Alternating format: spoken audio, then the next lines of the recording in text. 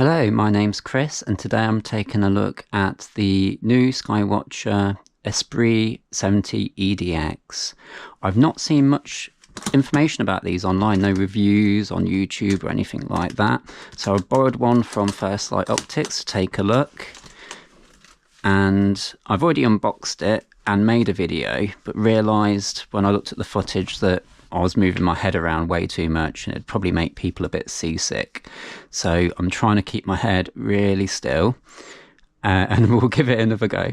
Now, you do get instructions with this and they're nicely illustrated. So you can see exactly what you're doing to get set up. I've already had a look at how to set up with the Flattener, which I've also borrowed. And I'll get to that in a moment. Now, I think partly the reason why no one's really reviewed this yet is because there's so many different options about, and aesthetically Sky-Watcher have made some interesting choices with this. Like, I don't know about this handle. To me it looks a little bit unnecessary. I mean, it is a comfortable handle, it works amazing as a handle. I just feel that aesthetically it's a bit odd. It kind of reminds me of that four-legged dinosaur with a big fin, Dimetrodon. Obviously, you can just take that off. It's just two bolts. And then if you imagine it without that, it just looks a bit more sort of conventional then. Now, the case is really nice as well, actually. I think it had this type of case with the previous Esprits, because the EDX range, by the way, is a replacement for the original Esprit EDs. They've just been discontinued and been replaced with this range, but this 70mm model is a new size. So previously with the Esprit range, you had an 80mm, 100, 120 and a 150. Now we've got a 70, 80, 100, 120 and a 150. And the 70 is quite a chunk. These triplets are deceptively heavy. They've got a lot of glass and a really nice sturdy cell to hold those bits of glass in nice and steady. So that all adds up in weight. So I can only imagine the 150mm version of this is going to be quite heavy. So this is supposed to be 3.2 kilograms. We'll just double check that. So it's about 3.3 kilograms. The case, I'll get back to the case. That's where I went off on a tangent. So these blue balls are an interesting choice. I think they had these with the previous Esprit range, and it's just obviously just keep things in place when it's closed, but they do have a tendency to fall out. And obviously using the phrase blue balls is a bit odd to say out loud. They've got them everywhere. They've got them all in here just to hold the telescope nicely in place. So from an engineering point of view, it's interesting. It's quite a fun way of holding and protecting the telescope. I asked to borrow the Flattener reducer. This is the 0.92, so it's not going to reduce this by that much, and it's quite slow at f7. But I've been using an RC at f9, so to me this actually seems quite quick. So when you pop the 0.92 reducer on there, it's going to bring it down to f6.4. and the focal length is going to go from 490mm down to 450. A problem with the previous Esprits was that they tended to have quite a floppy, they were quite known for having a floppy dew shield, and this one doesn't suffer that, I'm pleased to say. It's quite smooth. I mean, it's not really hard to move, so let's see if it doesn't fall down under gravity or anything like that. So slightly. But as you can see, it's quite well dampened. It's not too tight that it's rubbing on the tube, and it's not so loose it's rattling around. You can see that's not moving. For people that are planning to travel with this, I'll just measure the length with the dew shield retracted. So we've got 13 3/4 inches, just over. That's about 35 and a bit centimeters, and if we extend that dew shield, that takes the length to just shy of 16 inches, or just over 40 centimeters. And the dew shield diameter is 105mm. Well, while we're there, we'll have a look at the lens. That is a triplet, 2 air spaces, all air-to-glass surfaces have their proprietary metallic coatings. They claim that it allows 99.5% of light to pass through, and there's some baffles down there as well. The middle element is Japanese Hoya FCD 100 glass, and Sky-Watcher have done the good thing of disclosing the glass type, which I've noticed over a few years that some people don't disclose the glass type, and in which case it does make the customer wonder whether they're using a lower glass type, such as FPL 51, for example.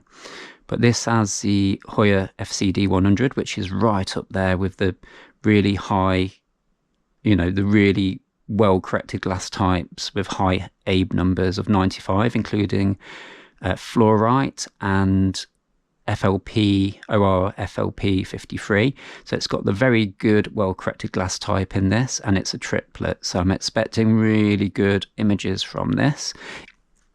Now, other than the dew shield being improved, the older Esprits used to have this captain's wheel type rotator with some locking bolts, and that was a bit fiddly and a bit hit and miss. I think it wasn't particularly well received, so they've changed that to having this rotator adapter right at the rear at the end of the draw tube.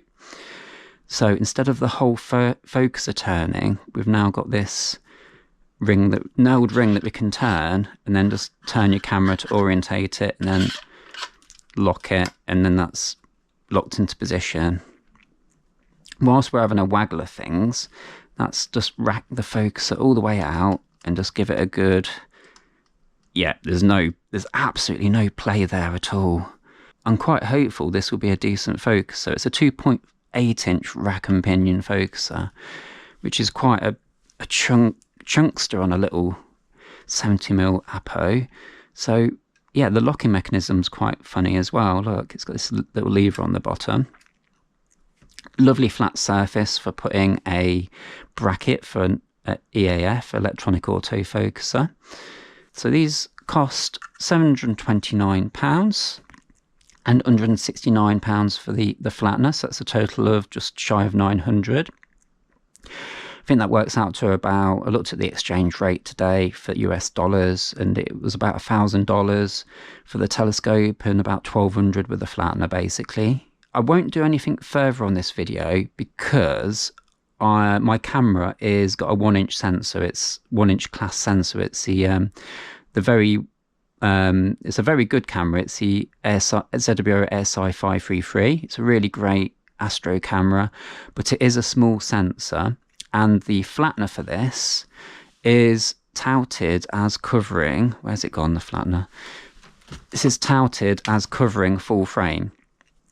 So at the very least, to give this a good test, I at least want to sort of pop on mpb.com and try and pick up an old DSLR or something with at least an APS-C size sensor, if not a full frame sensor, so I can really test out the edge of field correction, check what the stars are looking like, what the vignetting's like when you stretch the image.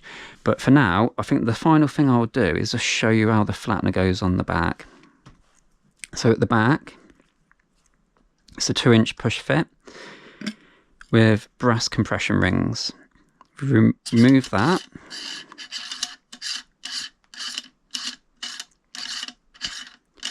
We can put the Flattener straight on there. Every dust cap seems to be metal. Like, there's no plastic anywhere. Not unless you can be nitpicky and just count this rubber. And actually the dust cap that goes on the back of there is plastic, but predominantly it's metal and it's solid.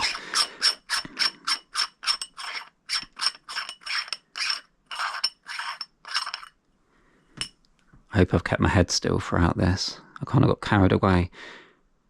No dust or anything. That's good to see.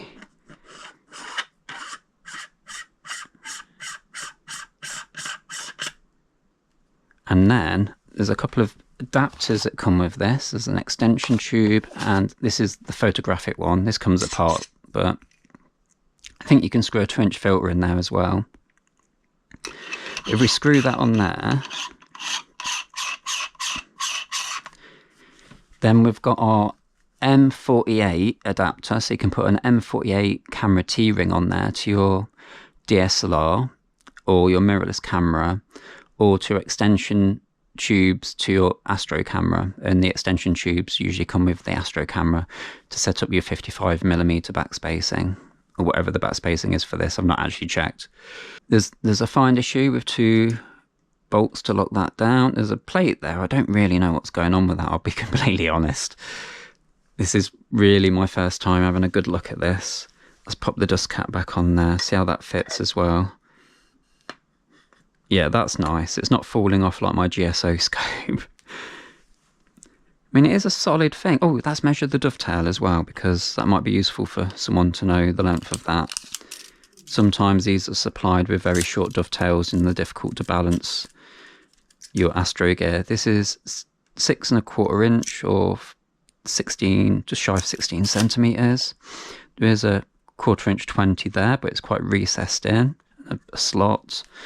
And we've got 1/4 inch 20s there and slots, but if you piggyback something on there, it's going to sit quite high off there. But it's probably quite possible to piggyback something on there, but I'd be inclined to sort of remove this handle. I just feel like this could be good. It could be really good. It's just a really competitive market, so there's a lot of options for people out there, and sometimes it's more convenient for people to get one of the flat field refractors where you don't need to worry about screwing the flattener on at the back. But having said that, you could unscrew that and just put a diagonal in the back and use it for visual, and it's probably a bit better suited for visual, especially things like solar. With a solar filter on the front, it'd be problematic with a flat field refractor where you couldn't unscrew or remove the flattener or the rear element. So there is some advantages to this over the flat field refractors that are out there, like from the likes of Ascar, but Ascar are killing it with their refractors, I think, at the moment. But I just wanted to shine some light on this because I've not seen much going on about this at all, and I'll pick up a camera to properly test it out. So that's a first look of the Sky-Watcher Esprit 70EDX Super Apo Triplet. Hope you enjoyed the video, little first look. Big thank you to my channel members and Patreons, and I hope to catch everyone on the next video. Bye for now.